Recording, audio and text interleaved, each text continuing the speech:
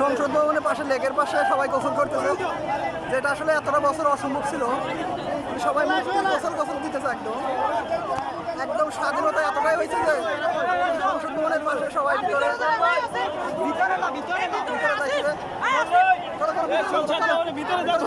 ভিতরে মানুষ যেন একদম চিরস্থানের বাইরে যে কোনো জায়গায় যাওয়া যাচ্ছে, কোনো বাধা নাই। দেশের আর কোনো সব পুলিশ বা সেনাবাহিনীর কোনো বাধা নেই।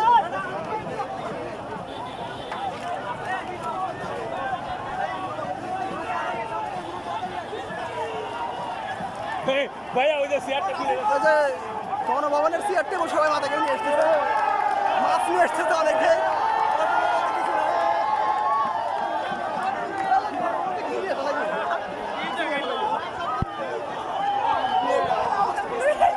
আজকে একটা ঐতিহাসিক দিন, যেটা আসলে 1971 সালের পর কোনোদিন এই ঘটনা ঘটছে কি আমার মনে হয় না আমাদের পূর্বপুরুষেরা জানা আছে।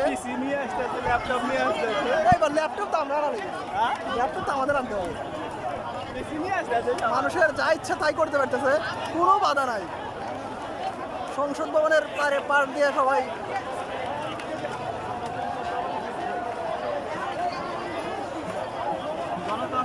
অনেক মানুষ অনেক আগে গণভবনে গেছিল, যদিও আমরা যাইনি।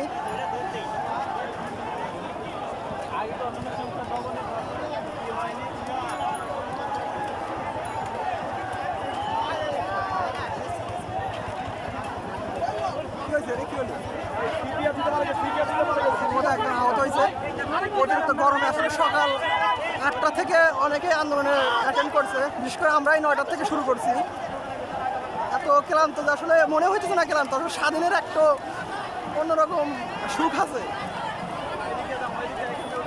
এখানে তো সংসদ ভবন ভিতরে না, সংসদ ভবনের ভিতরে দেখি, গণভবনের ভিতরে যায়। কত দূর যাওয়া যায়? প্রত্যেকটা মানুষের গণভবনের কোনো না কোনো আসলে স্মৃতি নিয়ে আসতেছে।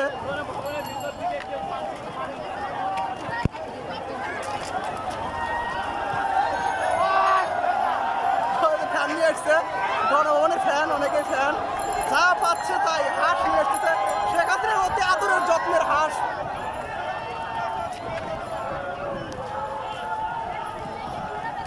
এই ইতিহাসের সাক্ষী আসলে সত্যি নিজেকে অনেক ভাগ্যবতী মনে হচ্ছে।